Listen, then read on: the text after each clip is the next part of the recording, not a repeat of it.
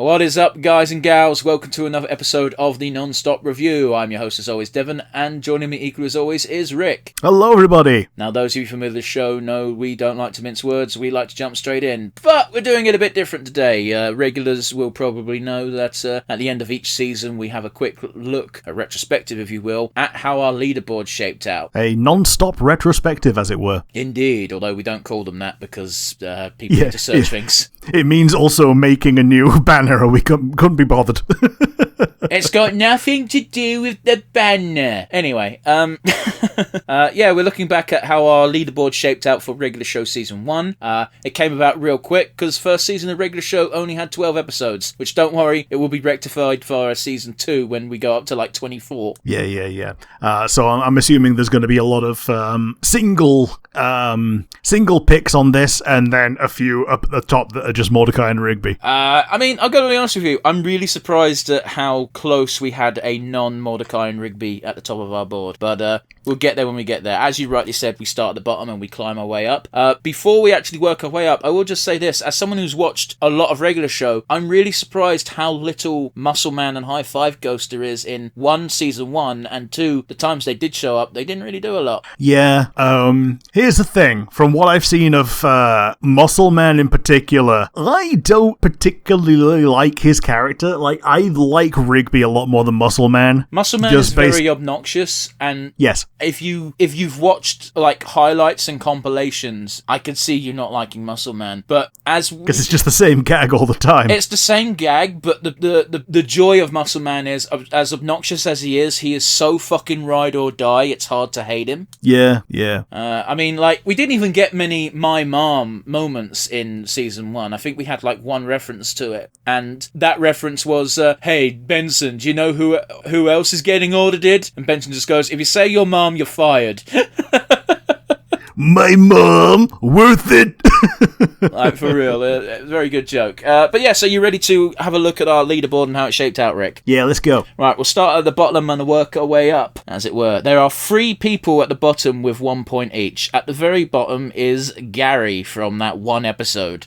Yeah, this was a lot more difficult to remember than, say, Don. Yeah, so the reason why Gary essentially got on the board is for 2 reasons. 1, I looked at the board while we were doing the episode and I was like, there's not a lot of characters on this and I want to change that. And 2, I know Gary's not showing up again for a fair while, which means I wanted to get him on the board nice and early just so he's got a number. Yeah. That was from the, when he came down in his limo, didn't he? Correct, because Skips had not properly fulfilled his obligations for his immortality ritual. Yeah. Which is a good episode, and honestly, I probably should have given it to either Skips or Mordecai, but I ended up giving it Gary. So, oh well. Yeah. Next up on our ones is, you already mentioned him, it's Dom. Yeah, like he couldn't appear more than once because he only appeared once.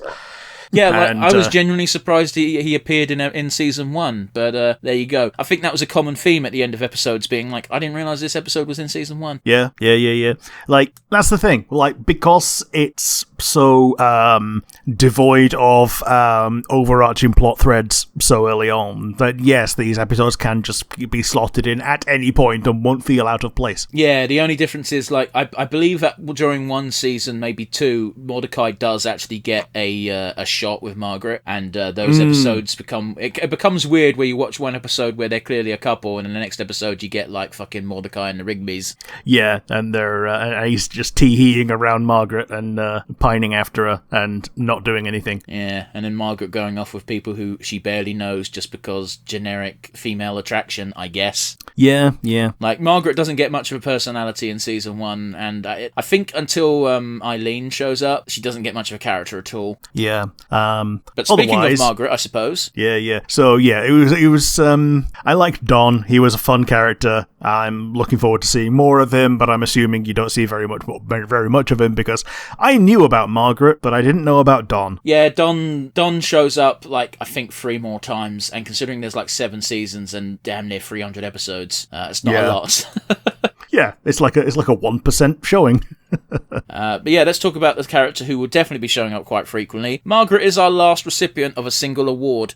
Yeah, I'm not saying she stole every scene that she was in, but you pay attention because she's very definitely designed along the same lines as Mordecai, and when you're a kid, you go, oh shit, okay, so that's the girl version of this character they're getting together. I mean, I guess it's one of those where Margaret doesn't feel like a character at all in season 1. She feels like a prop. Yes, and, yes. She's there so that the cafe isn't empty. Well, no, she's there because Mordecai needs someone to be an idiot over. Yes, that too. The fact that this isn't the first, I think at least twice in this series, Margaret has ended up with another man based on very superficial things because they need a reason for Mordecai to feel bad. Yeah. But as a consequence, they need him to feel like him to feel like a loser because he lost the girl. But the consequences of that is like Mordecai takes really bad. Like Mordecai is justified in his really narrow view of women, in that women like bad boys, women like musicians, because the woman he's after does like that type of person, and apparently that one factor is all she needs to go, yes, I will go on a date with this person. Yeah. Like, I can see her being the protagonist of a Bizarro World series. I think I even said this during one of the episodes that we recorded, that if they put more focus on her, she could have just carried her own version of this show. I mean, I disagree, but that's mostly because I know what happens to her character. So, let's move on, shall we? Getting a whole 2 points is Pops. Yeah. These weren't in the same episode. I gave him 1 for one, and you gave him 1 for another. Yeah. He's such a sweetheart. I'm glad that he got some recognition and wasn't either ignored or a oneie. I mean, it's quite interesting as well that Pops managed to get 2 awards because he didn't actually have an episode focused on him. No. He was just the driving force in separate episodes sometimes, or the source of our biggest belly laughs. Yeah, I can't remember what episode he got the award for with your awarding of award to Pop. I know he got his in the Don episode from me because I found him paying taxes with lollipops incredibly amusing. Yeah, it's really cute. But yeah, Pops will have a bigger role to play down the line, but for now he is just a goofy side character, which you can say for most people. One person who certainly is not a goofy side character is our recipient of 3 points, which is Skips. Yeah. I feel like I could have given Skips more awards, but I also know that he's pretty much your favourite and would be getting awards anyway. He's not my favourite by any stretch of the imagination. Is he not? Okay. No, I don't know where you got that from. No, I've been given Skips awards because he is the one that the crew has been going to for solutions, and he always gives one without a fuss. Yeah. Okay. Yeah. So you're saying that Skips has earned every point on perfect merit. Not perfect merit, but for sure, because you could definitely argue for other characters doing more. Like in the Unicorn episode, I gave 1 to Skips and you gave 1 to Benson, but we gave them to those characters for pretty much the same reason. Yeah. Like, it's one of those where, like the most recent one which Skips got was the Rigby's Body one, where the reason why I gave it to Skips is, like, they came with a problem and Skips was just like, are you okay with being a pole of mush, and clearly being sarcastic, but when when Rigby said, yes, I am okay with that, Skips was just like, until Mordecai started arguing. Yeah. Like, Skips will help. Skips is a nice person. Skips is basically Luke Skywalker in this universe. Yeah. Otherwise known as Walks. Have I spoilt that joke for you, have I? Yeah. Okay, cool. Now, it's such a throwaway joke, but it's the whole fucking plot of an entire episode. But yeah, we'll get there not too long, I'm sure. But yeah, next up on our list gets a whole 4 points. It is the boss himself, Benson. I like him. I like his character. His design is fun as well, in that he's I just like the idea that his beard is just gumballs that are in his head. Yeah, it's one of those weird ones where looking at him when he's static and on our leaderboard, it's like clearly meant to invoke a big old beard. But I've never thought of him as having a beard when watching the show. Yeah. And then, yeah, he's I think he's the only character who changes colour as well. Oh, he gets very red a lot. Yeah, he turns red when he gets annoyed. And yeah, that happens quite a lot. And, like, it's almost always justified because the guys are doing something fucking stupid. And, like, it's fair because you see Benson get annoyed at other characters for doing dumb shit. Like, we brought it up earlier with Muscle Man, but, like, Muscle Man gets on his nerves and Benson goes, "You're fired!" Yep.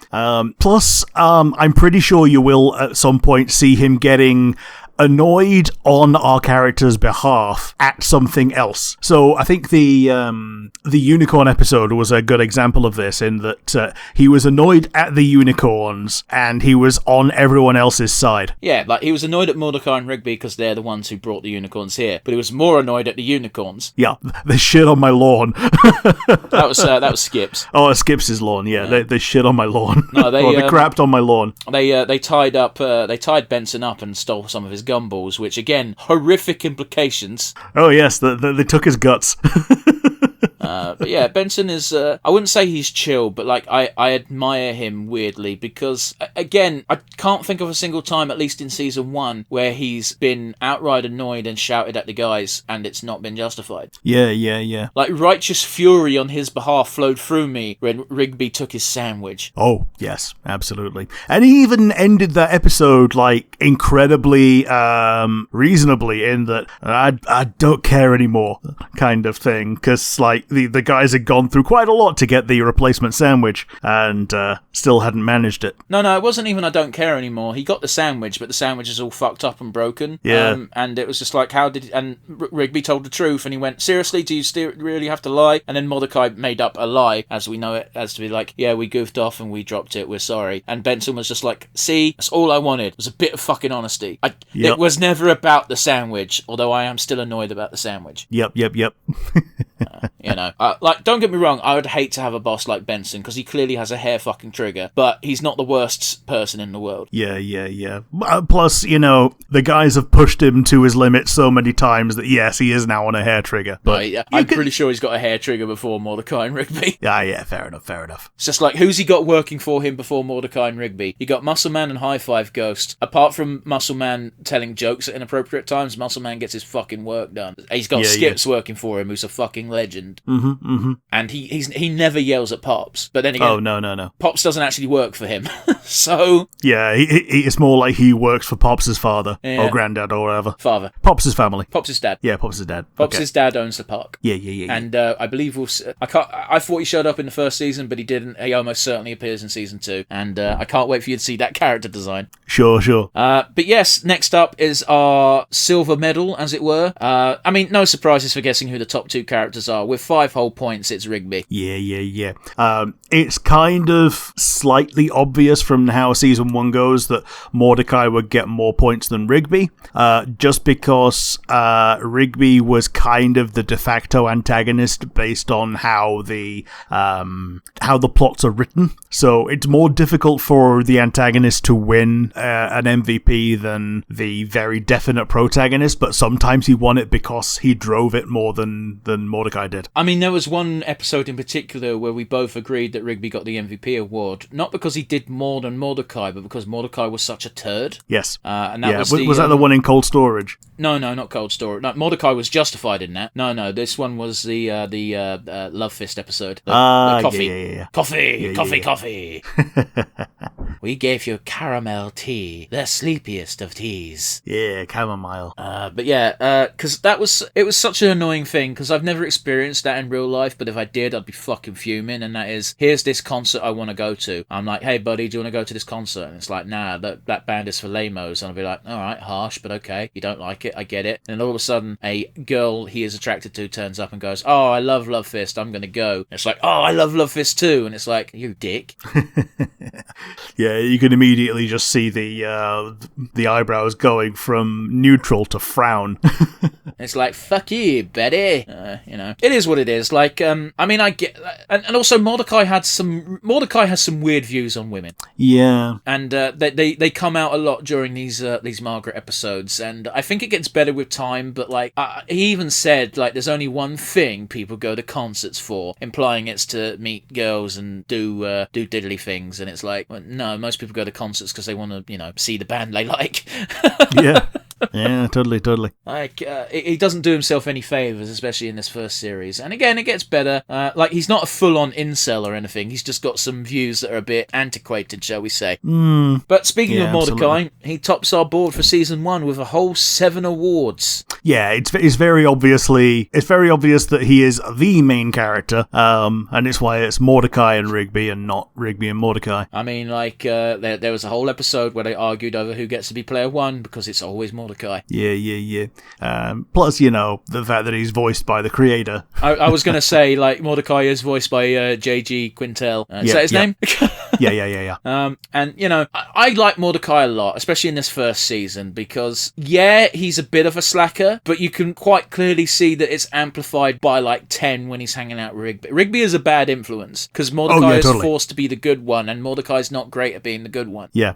He's, you can see him, his, like, there's a straight edge in there somewhere, and you can see like the skeletons of a good person fighting against the universe sometimes, when he's like, oh, come on, man, we got to do the thing, and then rolling over and capitulating when not doing the thing is more fun. Yeah, like, I think the only episode where he didn't capitulate was the setting out the chair episode, but even then, he then took it to the opposite extreme that turned him round into being dickhead again, where they're fighting the video game bullshit character, and Mordecai's like, I'm going to pull out the chairs even if it kills me, and it's like, this is a stupid priority, Mordecai. Yep.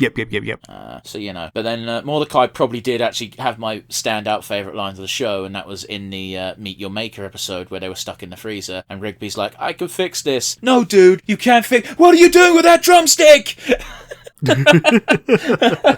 And it just cuts to them being super locked in the freezer. Yeah. Mordecai's the more rational one, and it's very rare that Rigby gets to be the quote-unquote good guy. He's more often than not a fawn, but not a malicious fawn, Yeah, totally. Usually we go on for a lot longer than this, because we've got an entirely complete board, but with only 12 episodes, we just about edged over the halfway point of filling an entire board. And again, hopefully next season there'll be more actual people to put on it, but again, very small cast for the first season, which makes sense. Yeah. Yes, there were other supporting characters, but generally it was concisely focused around the core cast. But again, like, the core cast is, technically speaking, just Mordecai and Rigby. I'd say that the core cast is the park people, but yeah. I mean, like, again, apart from, like, a villain of the week showing up, like Tim Curry's Hot Dog Men, there wasn't really that many people, additional people. I think, apart from Muscle Man and High Five Ghost, and perhaps even the Dojo Master from Def Kwon Do, like, we pretty much included every character that had a speaking line. Yeah. I mean, I don't think we included the astronauts, but I can't even remember if they had names. Yeah, I mean, do they appear again? I don't know. Yeah, so that makes them essentially... Okay, they're not villains, but essentially villain of the week. Yeah, obstacle of the week. Yeah, obstacle of the week. I like that one. That's better. Obstacle of the week. But yeah, I think that puts a nice little bow on season 1. We gave out our awards, we had a little bit of a look back, and join us again next week where we just roll straight into season 2 of regular show, and hell, we might get that done before the end of the year, actually, if there's enough weeks. See you later, everybody.